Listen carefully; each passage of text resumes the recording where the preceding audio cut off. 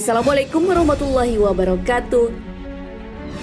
Sahabat beriman, ulama meyakini bahwa jin bisa masuk ke dalam jasad manusia sehingga mereka bisa mengontrol kita. Inilah yang biasa disebut dengan kerasukan. Namun ada juga yang tak percaya dengan adanya jin yang bisa masuk ke dalam tubuh manusia. Lalu apa yang menyebabkan jin bisa masuk ke dalam tubuh?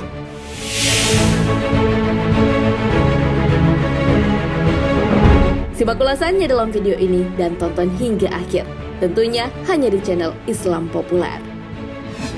Tapi sebelum lanjut, jangan lupa klik subscribe, like, dan lonceng notifikasi untuk mendukung channel ini agar terus menyiarkan syiar Islam.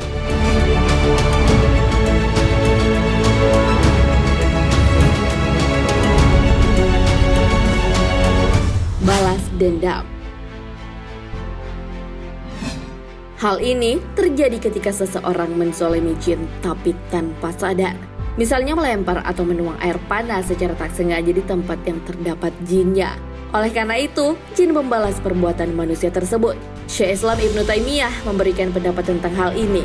Kerasukan jin biasanya terjadi karena kebencian dan pembalasan kepada seseorang yang misalnya menyakiti dengan menguncingi jin. Hal itu sebenarnya dilakukan secara tidak sengaja. Namun di dalam jin terdapat kebodohan dan kezaliman. Maka ia segera membalas dendam melebihi apa yang seharusnya. Orang yang mengalami kerasukan jin jika diperiksa oleh dokter tidak ada yang salah. Semua anggota tubuhnya sehat. Orang yang kesurupan bisa kita lihat dari ciri-ciri anggota tubuhnya yang lemah dan merasakan sakit di sekujur tubuhnya. Padahal tak ada kelainan secara medis pada tubuhnya.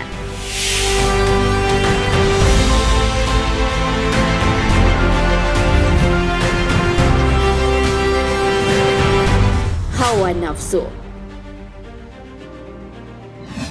Salah satu penyebab jin sering keluar masuk dalam tubuh seorang manusia, khususnya perempuan, karena hawa nafsu, syahwat, dan rasa cinta. Hal ini sesuai dengan perkataan Syekhul Islam Ibnu Taimiyah di dalam kitab Majmu' al-Fatawa. Beliau mengatakan bahwa sesungguhnya masuknya jin ke dalam tubuh manusia terkadang disebabkan suatu syahwat, hawa nafsu, rasa cinta yang sangat sebagaimana yang terjadi antara manusia dengan manusia.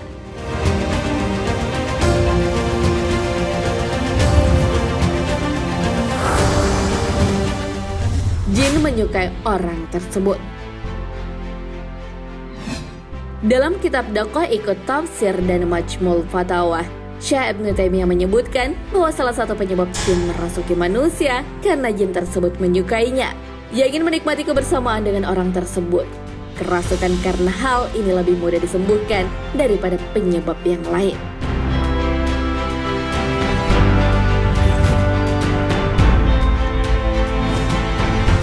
Ada panggilan kepada jin. Kerasukan jin karena hal ini adalah yang paling buruk. Hal ini dijelaskan Syekh Utsman Al-Audi. Beliau berpendapat bahwa yang dimaksud dengan pemanggilan jin adalah salah satu kitab sihir jatuh ke tangan orang yang suka melakukan percobaan atau penemuan. Orang ini pun membaca buku tersebut dan menemukan hal-hal yang menarik, seperti sesuatu yang bisa membuatnya menjadi kuat atau mudah melakukan sesuatu. Orang tersebut tidak tahu bahwa hal itu sebuah jalan sihir, sedangkan sihir itu sendiri adalah sebuah kekufuran. Orang tersebut membaca yang ada di dalam kitab itu sehingga jin datang kepadanya. Namun ia tak tahu, jin ketika dipanggil tak kenal alasan tak tahu. Bahkan jin juga tak mengenal makna maaf dan perdamaian. Karena hal itu terjadilah masalah besar. Jin masuk ke dalam tubuh manusia.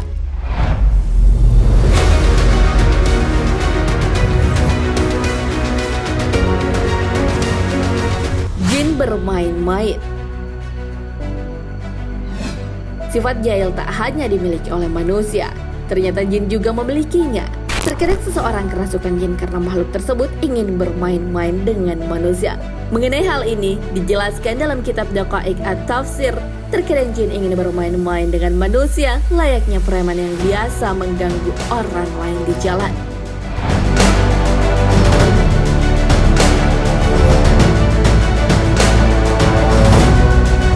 Sihir. Jin biasanya bekerja sama dengan tukang sihir. Ia bisa masuk ke tubuh manusia atas perintah tukang sihir tersebut. Padahal sudah jelas bahwa sihir adalah sebuah perbuatan haram. Hal ini sesuai dengan firman Allah Subhanahu wa taala. Dan tidaklah kafir Sulaiman, akan tetapi para setan yang kafir mereka mengajar sihir kepada manusia. Al-Quran Surah Al-Baqarah ayat 102.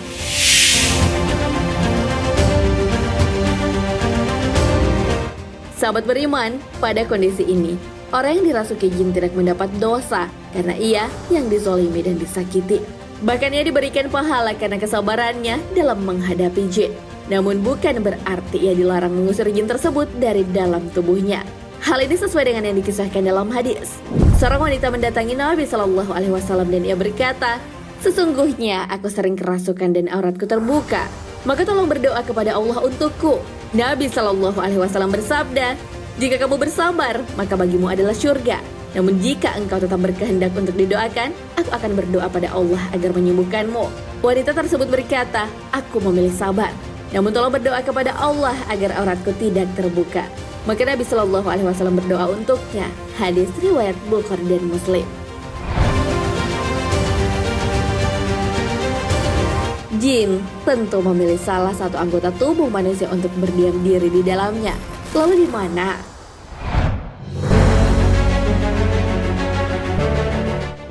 Pertama, lewat aliran darah. Jin yang masuk ke pembuluh darah langsung menuju otak. Melalui otaklah jin mempengaruhi bagian tubuh manusia. Jalan masuk jin lewat aliran darah ini dijelaskan dalam hadis Rasulullah Shallallahu Alaihi Wasallam. Sesungguhnya setan itu berjalan dalam tubuh anak Adam melalui peredaran darah dalam tubuhnya. Hadis riwayat Muslim.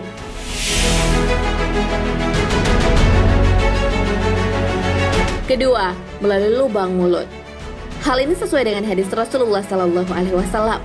Apabila seseorang dari kalian menguap, letakkanlah tangannya pada mulutnya atau tutuplah. Karena setan akan masuk bersama dengan orang yang menguap, yang mulutnya tidak ditutup. Hadis riwayat Muslim.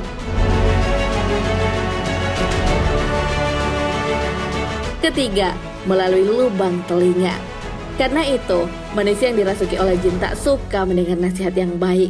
Sebaliknya, mereka suka mendengar hal-hal maksiat. Keempat, lubang hidung manusia. Untuk menghindarinya, Rasulullah sudah menganjurkan melakukan suatu hal. Hal ini terdapat dalam hadis beliau. Apabila salah seorang di antara engkau bangun tidur, hendaklah memasukkan istinshaq dan mengeluarkan air dari hidung atau istinsar 3 kali. Karena setan itu menginap di batang hidungnya. Hadis riwayat Muslim.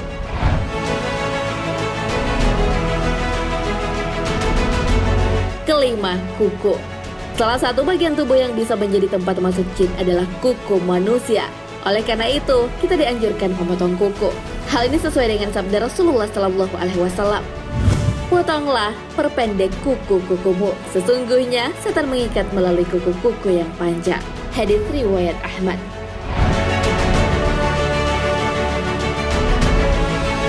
Keenam, pusat. Hal ini menyebabkan orang tersebut mengalami sakit perut atau penyakit lain, namun tak bisa diidentifikasi oleh dokter. Oleh karena itu, dianjurkan untuk selalu membersihkannya. Ketujuh, kemaluan manusia. Jin jahat juga menyukai tinggal pada kemaluan manusia. Oleh karena itu, dianjurkan untuk selalu menjaga kebersihannya, bahkan mencukurnya. Hal ini sesuai dengan hadis Rasulullah Shallallahu Alaihi Wasallam. Dari Abu Hurairah radhiyallahu an, Rasulullah Shallallahu Alaihi Wasallam bersabda, "Fitrah ada 5: khitan, mencukur bulu kemaluan, memendekkan kumis, potong kuku, dan mencabut bulu kemaluan." Hadis riwayat Bukhari dan Muslim.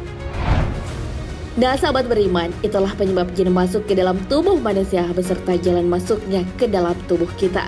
Oleh karena itu, kita harus selalu mengingat Allah. Selain itu, rajin membersihkan anggota tubuh agar terhindar dari jin jahat yang bisa merasuki. Pada dasarnya, jin tak bisa kita lihat, tetapi ia bisa melihat kita. Oleh karena itu, kita harus waspada. Hal ini sesuai dengan firman Allah Subhanahu wa Ta'ala. Sesungguhnya, ia dan pengikut-pengikutnya melihat kamu dan suatu tempat yang kamu tak bisa melihat mereka. Sesungguhnya, kami telah menjadikan syaitan-syaitan itu pemimpin-pemimpin bagi orang-orang yang tidak beriman. Al-Quran, Surah Al-A'raf ayat 27. Wallahu a'lam bishawab. Sahabat beriman, jangan lupa berbagi informasi dengan share video ini, karena sebaik-baik manusia adalah yang paling bermanfaat bagi manusia. Wassalamualaikum warahmatullahi wabarakatuh.